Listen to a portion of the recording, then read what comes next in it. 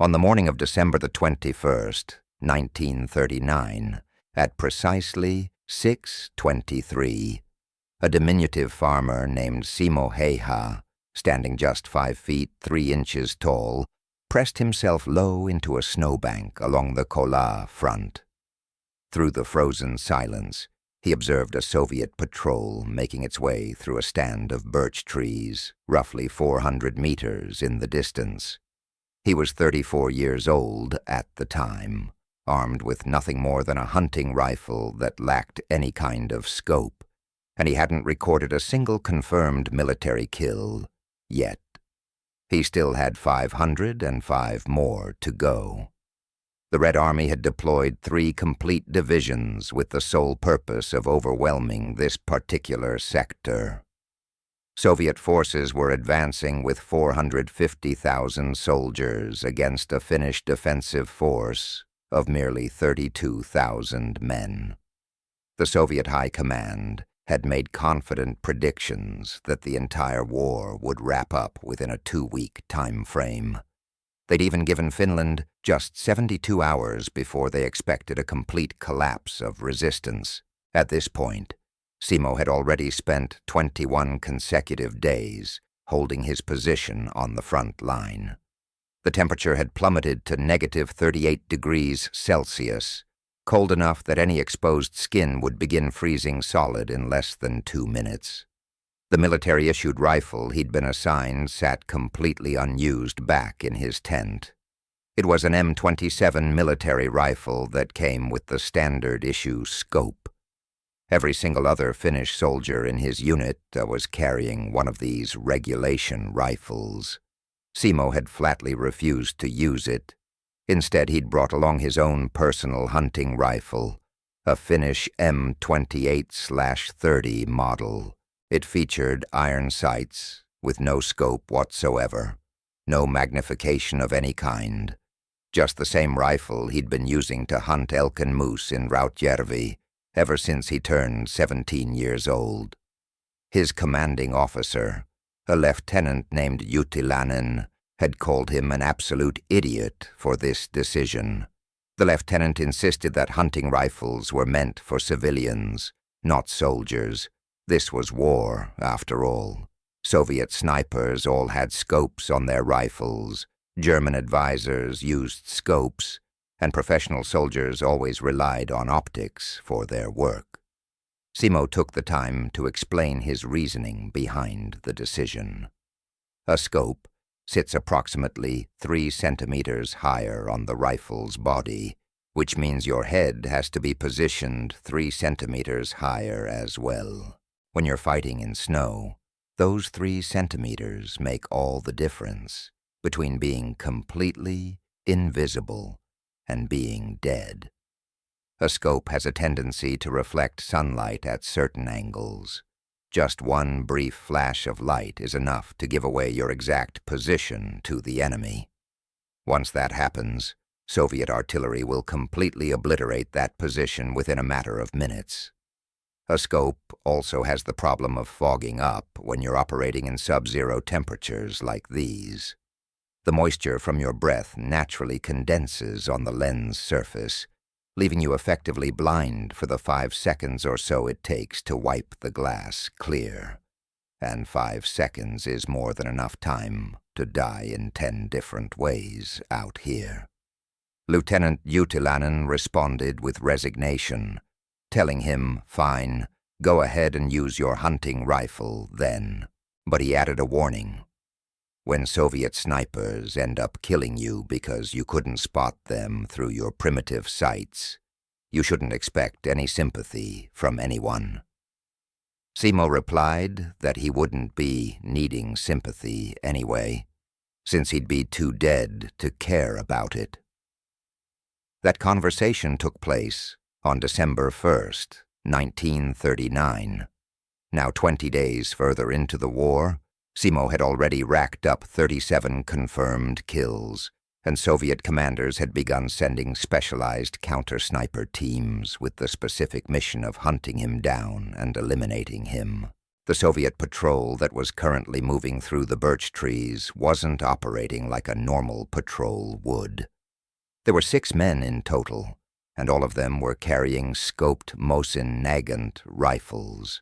All 6 were dressed in white winter camouflage that was significantly better quality than the standard-issue Soviet uniforms most soldiers received.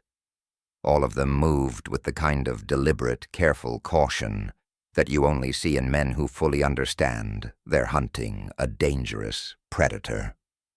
These weren't ordinary soldiers. These were the Soviet Union's most highly trained snipers, true professionals who'd seen combat in Spain, in Mongolia, and in various conflicts that most people had never even heard about. They'd been specifically sent to kill Simo, and only Simo. Soviet intelligence services had successfully identified him as the sniper who was responsible for 37 confirmed kills in just 20 days of fighting. They'd given him a code name. They called him, quote, Zero, quote. They didn't know his actual name yet at this point. They just knew that someone operating on the Kola front was killing Soviet soldiers at a rate that seemed absolutely impossible to maintain. These 6 highly skilled snipers had been sent with orders to solve that problem permanently, one way or another. Simo carefully observed them through his iron sights, which provided no magnification whatsoever, just 2 simple metal posts and a notch between them. These were the exact same sights he'd been using to shoot rabbits at 300 meters when he was only 12 years old. The Soviets were advancing in what's known as a classic counter-sniper formation. They had 2 soldiers serving as advanced scouts, 3 positioned in the center acting as shooters, and 1 man providing rear security. It was textbook military doctrine, executed precisely by the book. They paused their advance every 30 meters or so to scan the tree line carefully, searching for any sign of movement, any disturbed snow, anything at all that might indicate a Finnish position was nearby.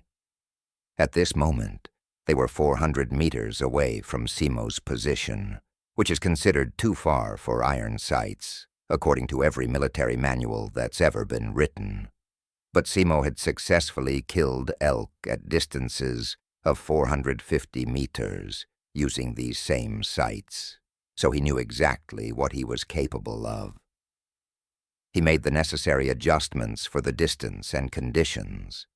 The Soviet soldier positioned in the center of their formation was clearly their leader. You could tell by his bearing.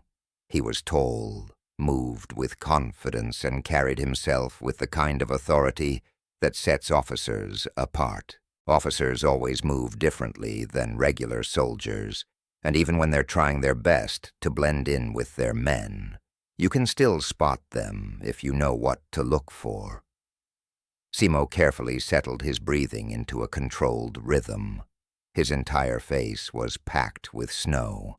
Not just the area around him, but he'd actually packed snow inside his mouth as well. This was a technique he'd developed during his first week on the front. When you breathe in sub-zero temperatures like these, the moisture from your breath creates visible vapor in the air. It forms steam, a white cloud that essentially announces, quote, one to anyone who might be watching.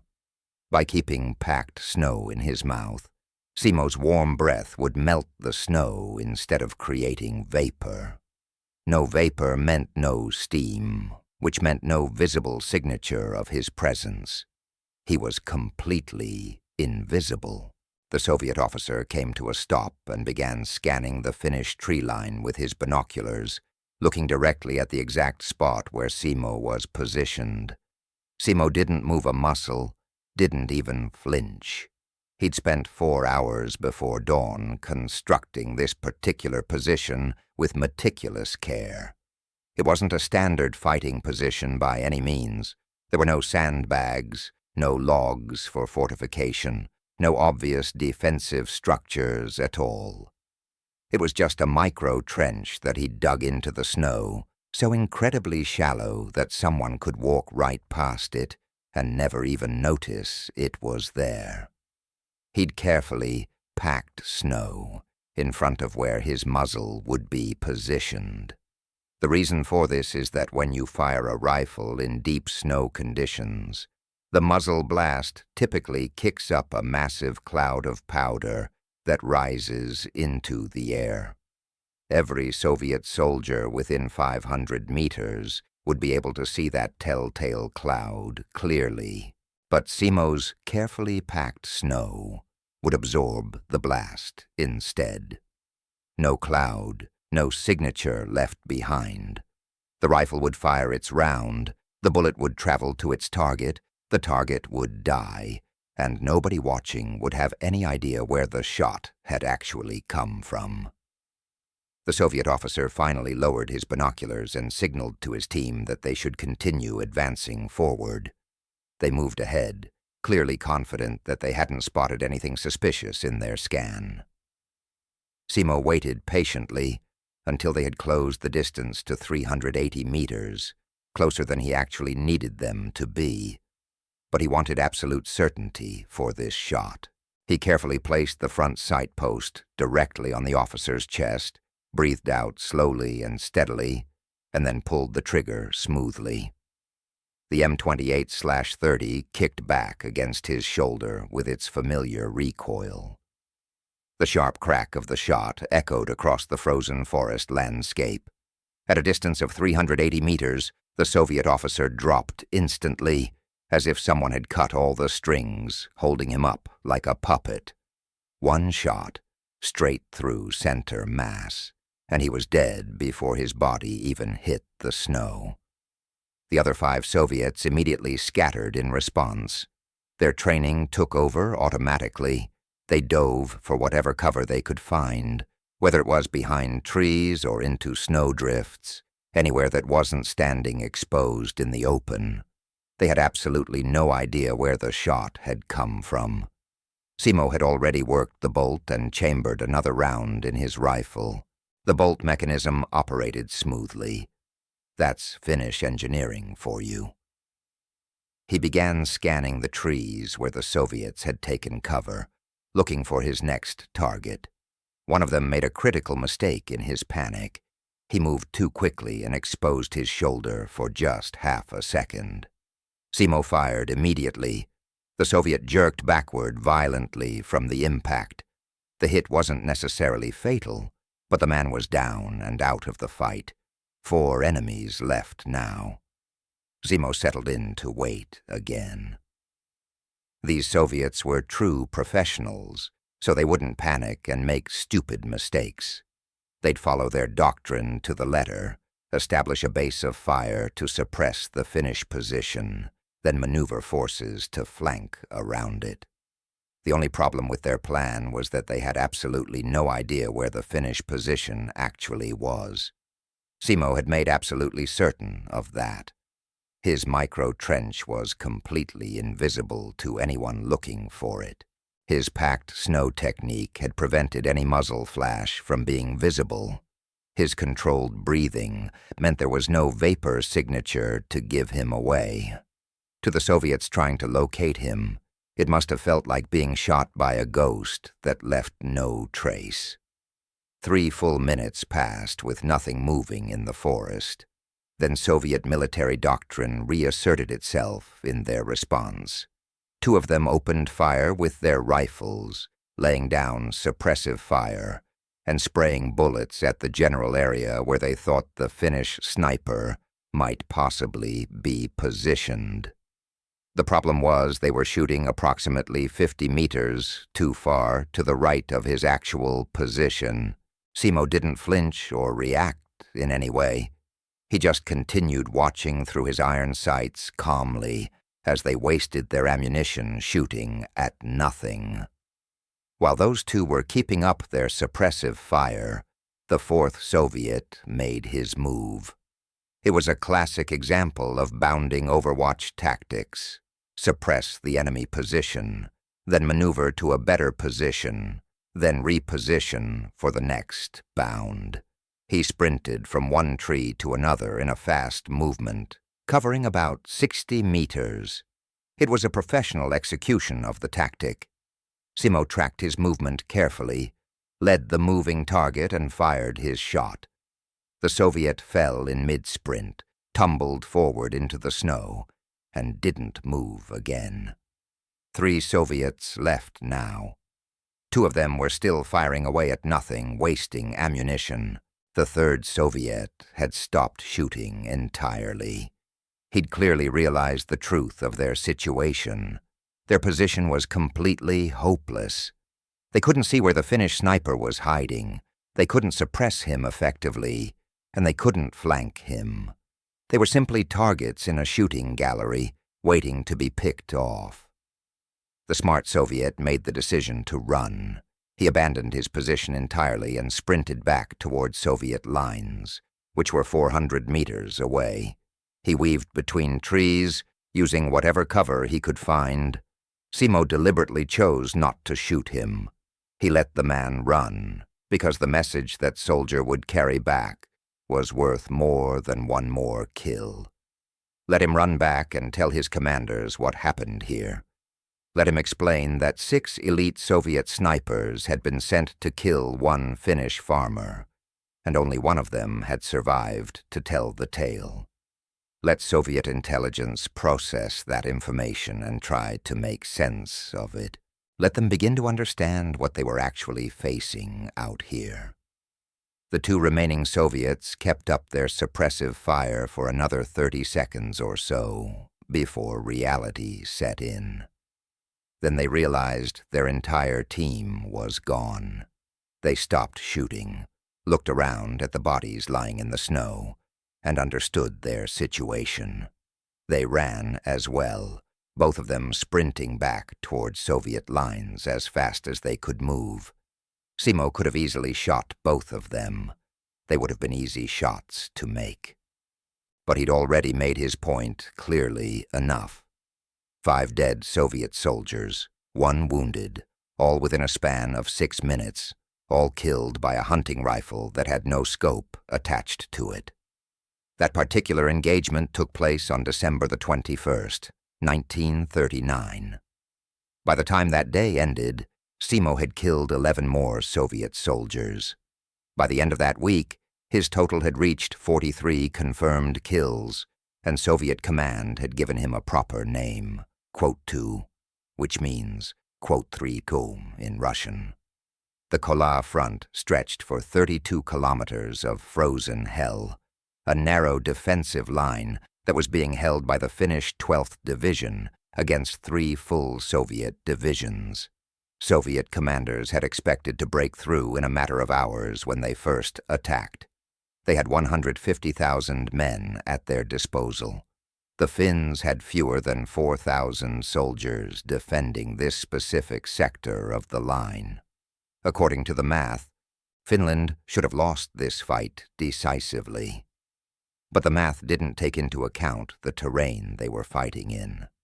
The landscape consisted of dense forests, deep snow that could swallow a man, and temperatures that would drop to negative 40 degrees Celsius on clear nights. There were frozen swamps scattered throughout the area, the kind of environment where mechanical advantage didn't matter at all, where superior numbers didn't matter, where the things that actually mattered were training, local knowledge, and the ability to adapt to conditions.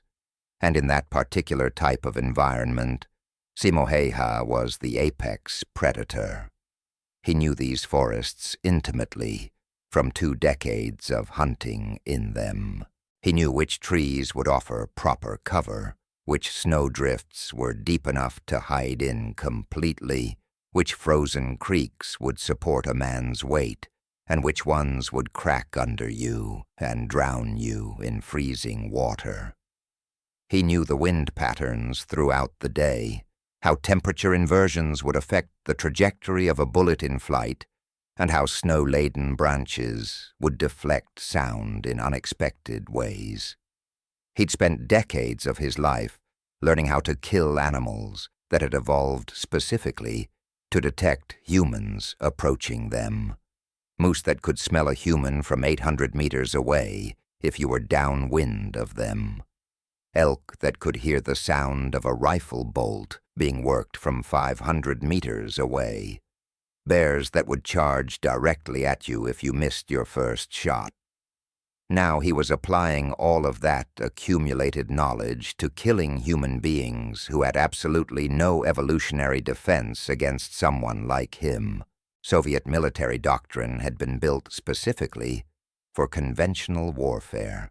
Mass formations of troops, heavy artillery support, mechanized infantry moving in coordination, and columns of tanks. None of those advantages worked in the Finnish winter conditions. Tanks couldn't maneuver at all in snow this deep. Artillery couldn't see their targets through the dense forest canopy. Mass formations just meant you were providing more targets for Finnish defenders to shoot at. The Red Army was fighting strictly by the book, following their doctrine to the letter. Simo was fighting like a hunter stalking prey. Every Soviet soldier was prey to him, nothing more. Every engagement was simply another hunt in his mind. He didn't think in terms of military tactics or doctrine. He thought in terms of predator and prey, the way he'd always thought when hunting. Wait patiently for movement, identify your target, calculate the distance and wind conditions, execute the shot cleanly, move to your next position, and repeat the process. It was exactly the same as hunting elk in these same forests, except for one critical difference. Elk don't hunt back. Soviet officers began to notice the pattern. After the engagement that took place on December the 21st, Red Army intelligence distributed an urgent bulletin to all units that were operating on the Kola front. It was marked as a priority alert for all commanders.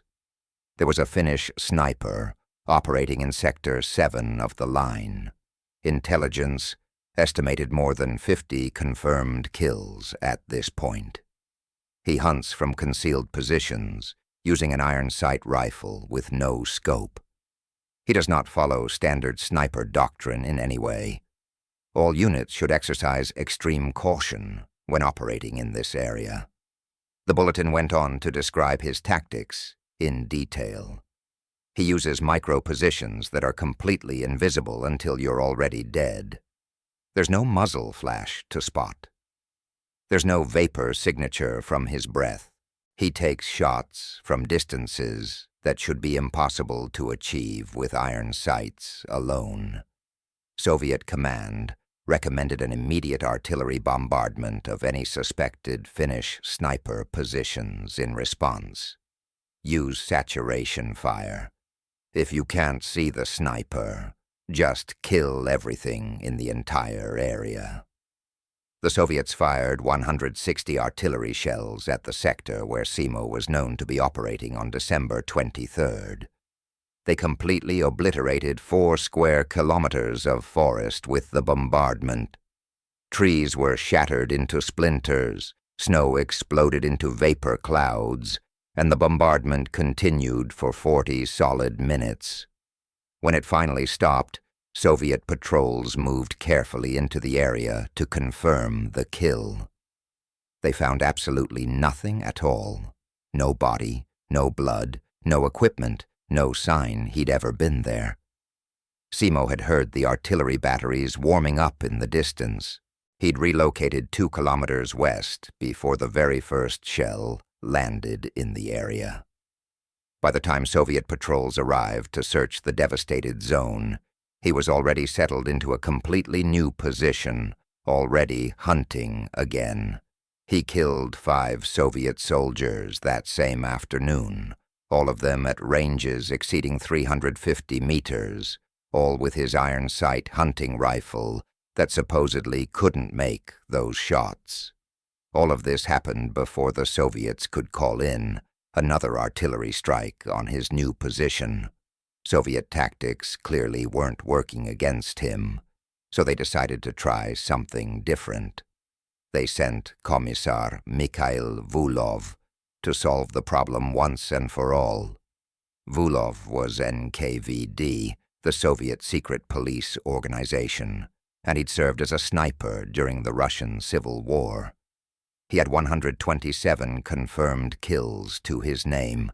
He'd spent 20 years training Red Army snipers in proper technique. He knew doctrine inside and out. He knew tactics, and he knew exactly how to kill men who refused to die easily. Vulov arrived on the Kola front on December 28th. He immediately studied all the reports, read through the intelligence files, and examined the kill patterns carefully. He came to the conclusion that the Finnish sniper was exceptional at his craft, but not superhuman. Just extremely skilled, very experienced, and operating in terrain he knew far better than any Soviet soldier could possibly know it. Vulov decided to use that knowledge against him. He personally selected 12 of the very best Soviet snipers who were operating on the Kola front at the time. These were men with real combat experience, men who'd fought in Spain against fascist forces, men who'd made kills at distances exceeding 600 meters. He divided them into 3 separate teams of 4 men each. Each team would hunt in a different sector of the front. They'd act as bait, moving through areas of known Finnish sniper territory, making themselves visible and tempting targets. When the Finnish sniper took his shot at the bait, the other 2 teams would triangulate his position based on the sound and muzzle signature. Then they'd close in on him from 3 different directions simultaneously and kill him before he could relocate to a new position. It was a solid plan overall, professional and well thought out, based on proven counter-sniper tactics that had worked before. By all rights, it should have worked against Simo as well. On December 29th, Team 1 moved into their designated position. 4 Soviet snipers, all carrying scoped Mosin Nagant rifles, all wearing the best winter camouflage that was available. They advanced through a sector where the Finnish sniper had killed 7 Soviet soldiers in the previous 72 hours alone. They moved carefully and deliberately, scanning their surroundings constantly, using proper spacing between men. These were professionals doing everything right according to their training. Simo watched them from 420 meters away. He'd been in his current position for 6 hours at this point, having arrived well before dawn broke. He'd built a firing position that was essentially invisible to anyone looking for it. Just a tiny depression in the snow, surrounded by natural vegetation that he hadn't disturbed. His white camouflage blended perfectly with the environment. He'd packed snow around his muzzle carefully, kept snow in his mouth constantly, and controlled every breath.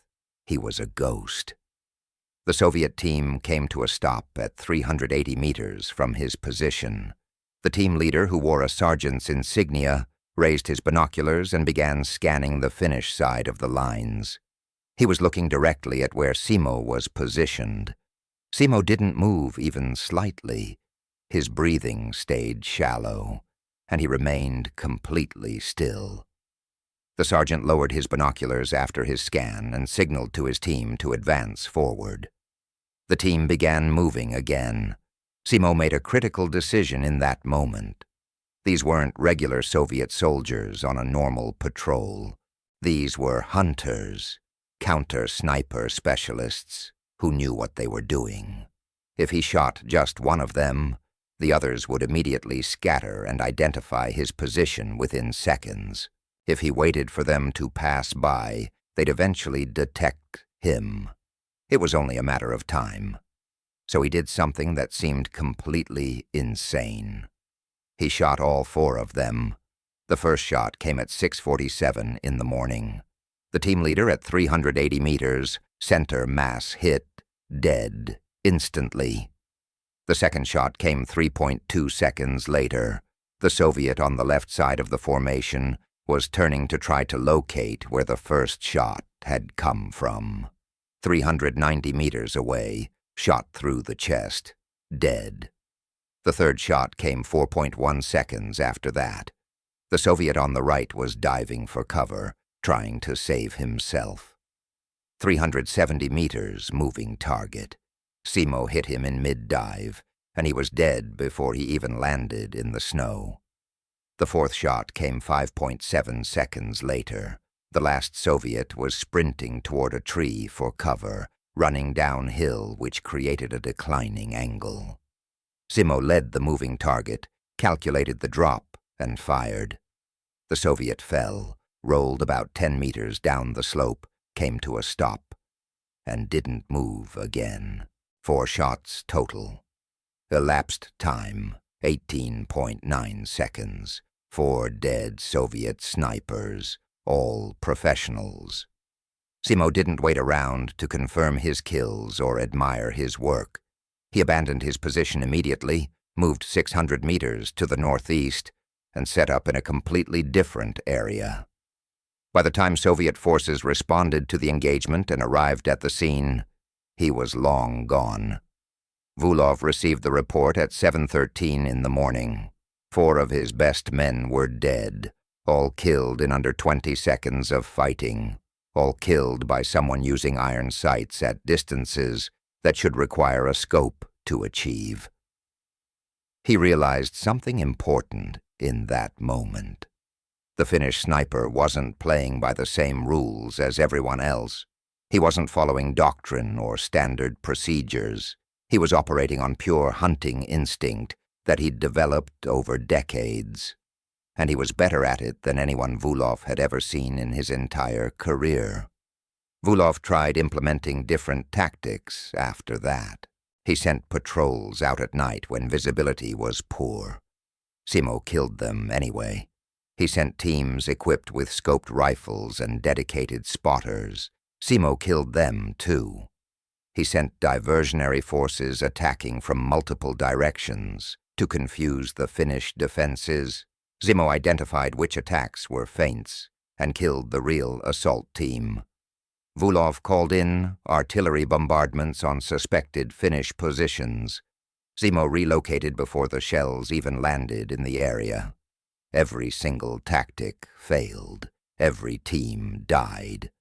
Between December 28th and January 2nd, Vulov lost 19 snipers in his attempts to kill Simo Häyhä. 19 professionals, men with combat experience and modern equipment, all dead.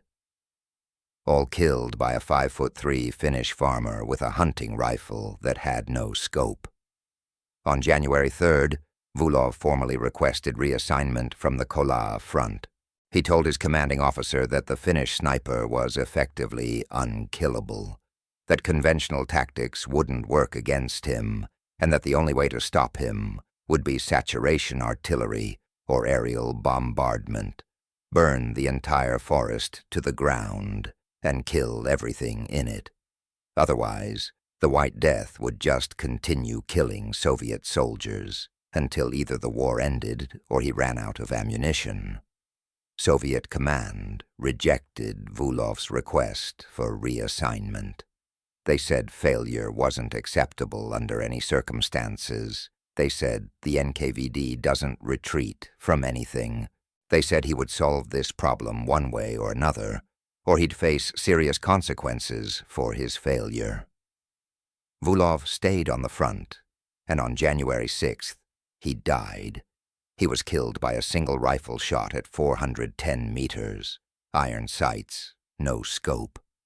Soviet military records list Commissar Mikhail Vulov as killed in action on January 6th, 1940.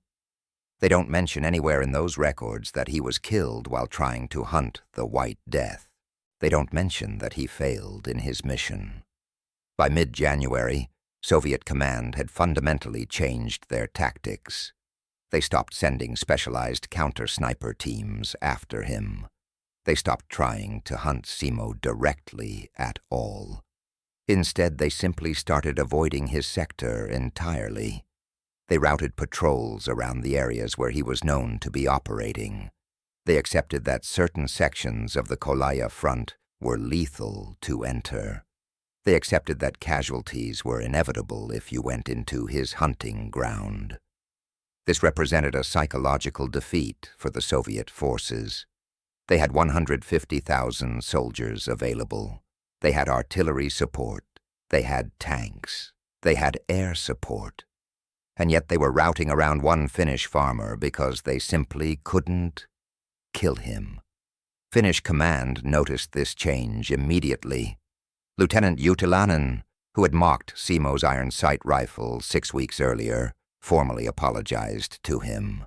He said he'd been completely wrong in his assessment. He said Simo's methods were proving more effective than anything military doctrine could produce. Finnish High Command promoted Simo to Lance Corporal, not because it was protocol, but because his kill count had reached 138, confirmed by January 15th. Finnish soldiers throughout the front had started calling him the White Death. The name spread rapidly. Soviet soldiers whispered it to each other in their trenches. They said if you saw him, you were already dead. They said he was a spirit, a demon, something unkillable. Finnish soldiers treated him like a living legend, asking him for advice, bringing him extra rations they'd saved, offering him their military rifles with proper scopes. Simo refused every offer, said his hunting rifle was working just fine for him, said iron sights had never failed him yet. By February 1st, Simo's confirmed kill count had reached 259. He'd been in active combat for 63 consecutive days at this point.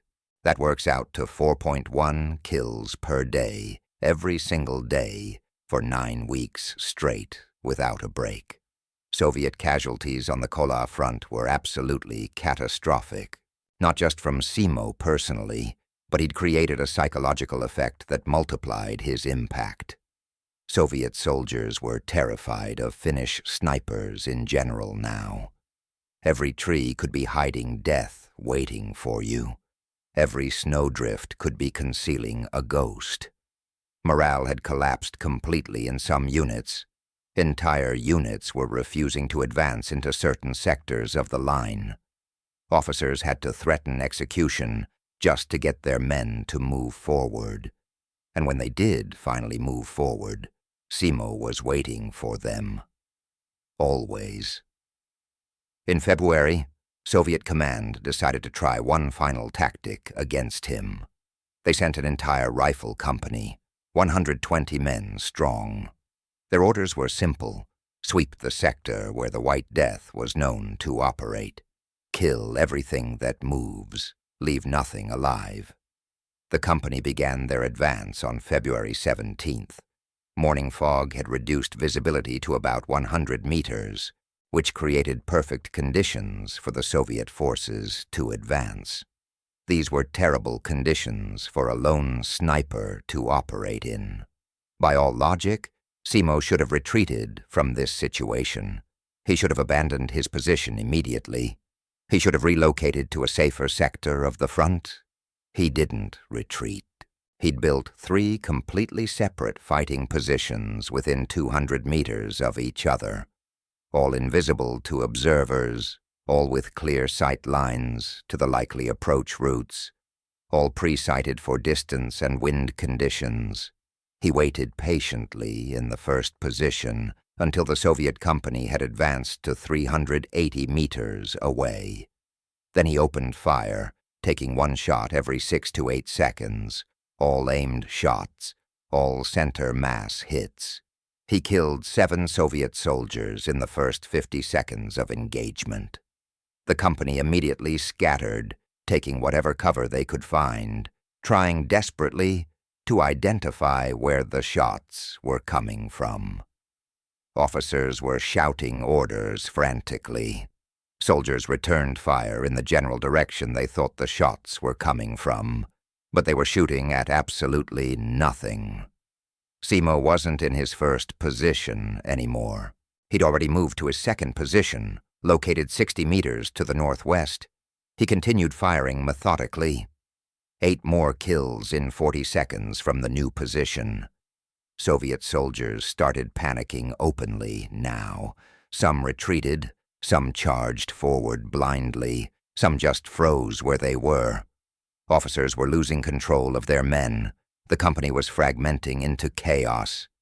Simo moved again to his 3rd position and kept firing. Methodical, calm, exactly like shooting elk.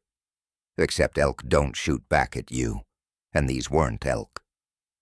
By the time Soviet forces managed to reorganize themselves and withdraw from the area, 23 soldiers were dead, all killed by rifle fire. All killed by one man using iron sights.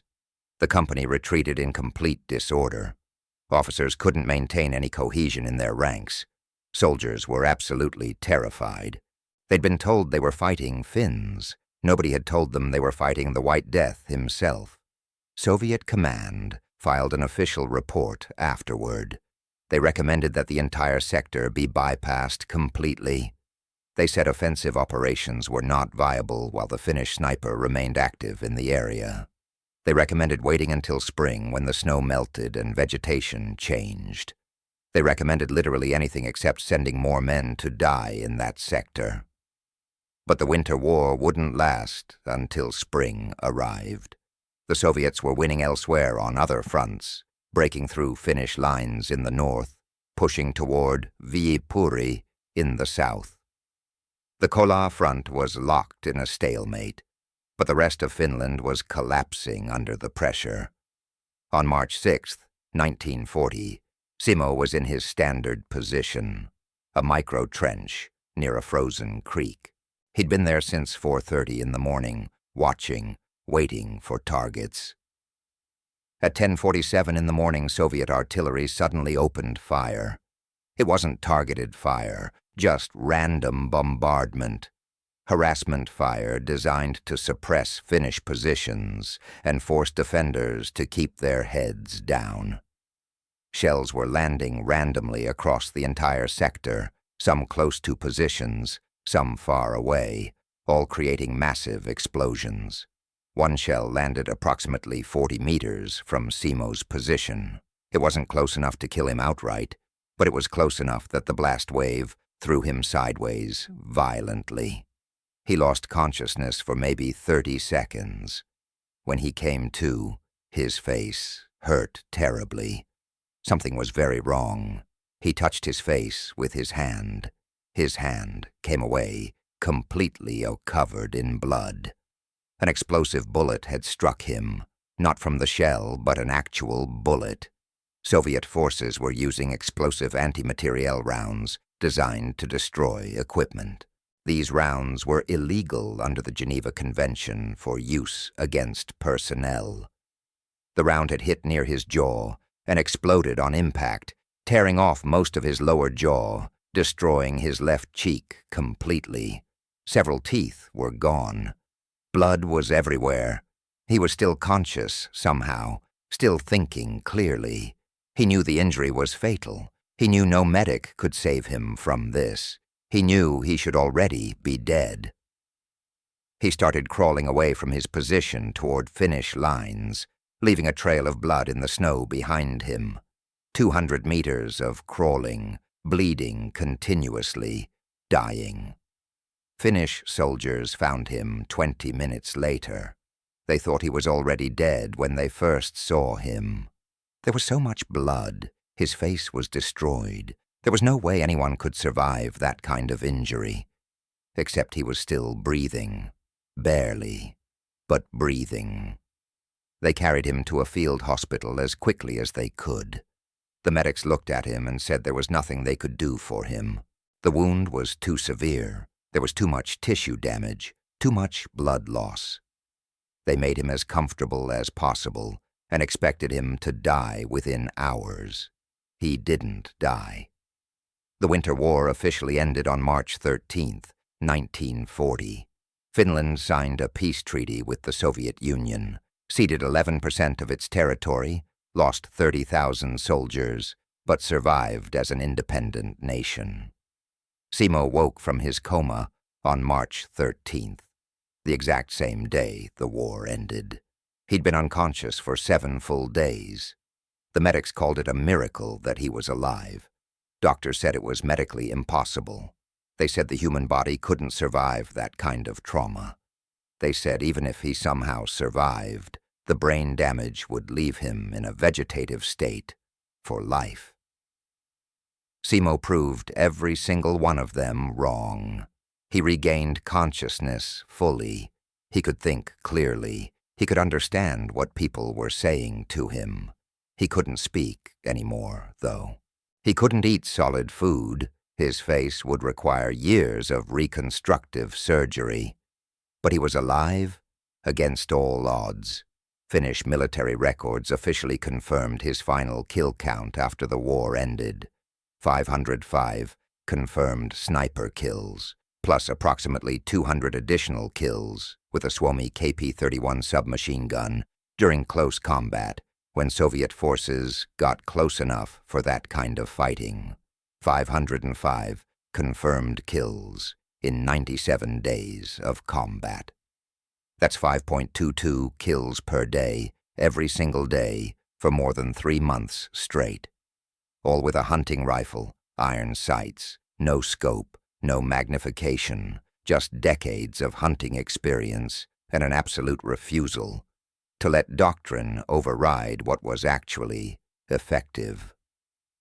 Soviet casualties on the Kola front were so severe that Stalin personally ordered an investigation into what had happened. The NKVD examined all the reports carefully, trying to determine if Finnish forces had some kind of secret weapons, advanced optics, new rifle technology, something to explain the catastrophic losses they'd suffered. They found nothing at all. Just one Finnish farmer with a hunting rifle who'd killed 505 Soviet soldiers because he refused to use a scope. After the war ended, Simo spent years in recovery, multiple reconstructive surgeries, learning to speak again gradually, learning to eat properly. His face was permanently disfigured from the injury. His jaw never fully healed, but he survived when nobody thought he would. He returned to Rautjärvi after the war was over. He went back to farming, raised dogs, hunted in the forests he knew so well, and lived quietly. He never spoke about his kill count with anyone.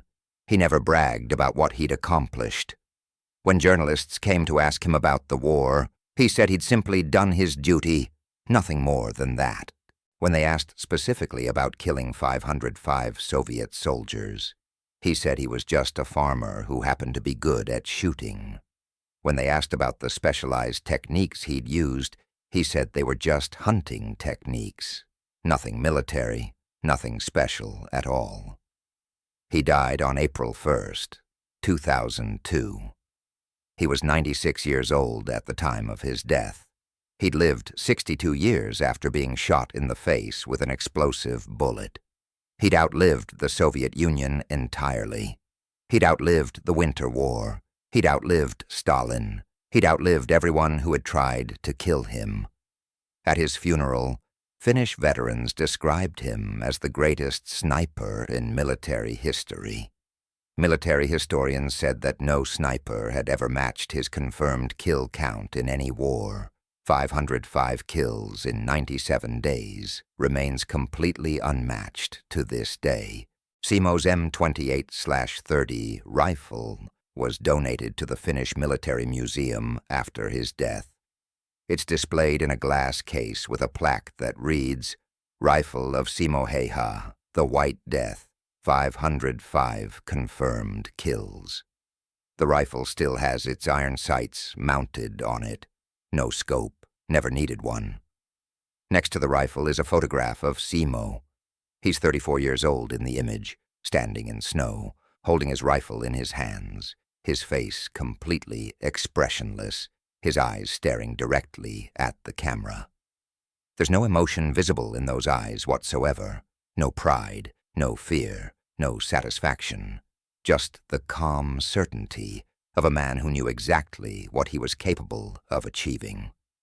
That photograph represents Simo's true legacy. It's not really about the 505 kills. It's not about the nickname people gave him. It's not about the legend that grew around him. The legacy is in what he proved to the world. He proved that doctrine doesn't determine who survives. He proved that innovation matters far more than equipment does. He proved that a 5'3" farmer with a hunting rifle can defeat an entire army if he understands his environment better than his enemies understand their own doctrine. Soviet military analysts spent years after the war studying Simo's tactics, trying to understand how one man could possibly kill 505 soldiers. They eventually concluded that he'd exploited a fundamental weakness in Soviet doctrine: predictability. Soviet snipers followed doctrine rigidly. They positioned themselves according to regulations. They moved according to written protocol. They used equipment according to official specifications. Everything was by the book. Simo didn't follow any doctrine at all.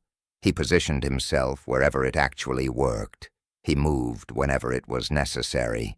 He used whatever equipment he understood best. He was completely unpredictable because he wasn't following any playbook. He was hunting, and in hunting there is no doctrine. There's only predator and prey. Simo understood that fundamental truth. Soviet doctrine didn't. Modern military sniper programs teach Simo's techniques today. Not explicitly, they don't say, quote, 5. But the techniques are definitely there in the training. Micro-positions that blend into the environment. Vapor discipline to prevent breath signatures. Muzzle blast suppression. Using terrain instead of relying on equipment. Prioritizing concealment over firepower. Thinking like a hunter instead of thinking like a soldier. These concepts are now standard in U.S. Marine Corps Scout Sniper training. They're taught in British Special Forces sniper courses. They're part of Israeli counter-sniper doctrine. Simo proved something incredibly important. Through his actions, sometimes the best weapon isn't the newest weapon available. Sometimes the best tactic isn't the official tactic in the manual. Sometimes achieving effectiveness requires ignoring what you're supposed to do and doing what actually works in reality. His fellow soldiers mocked his iron sight rifle at the beginning. Soviet forces tried to kill him for 97 days straight. Military doctrine said he should have been dead in the first week of fighting. He survived it all. And he killed 505 Soviet soldiers with a hunting rifle that had no scope. That's how survival actually happens in war. Not through blindly following orders, not through using standard equipment just because it's standard. Survival happens through soldiers who understand their environment so deeply that doctrine becomes irrelevant. Soldiers who trust their own experience over regulations written by people far from the front. Soldiers who refuse to die just because the manual says they should. Simo Häyhä was a 5'3" farmer who became the deadliest sniper in recorded history by refusing to use a scope. If this story moved you the way it moved us, do me a favor, hit that like button. Every single like tells YouTube to show this story to more people who care about the heroes who got forgotten by history. Hit subscribe and turn on notifications. We're rescuing these stories from archives and obscurity every single week. You're not just a viewer, you're part of keeping these memories alive. Tell us your location in the comments. Tell us if someone in your family served. Just let us know you're here and listening.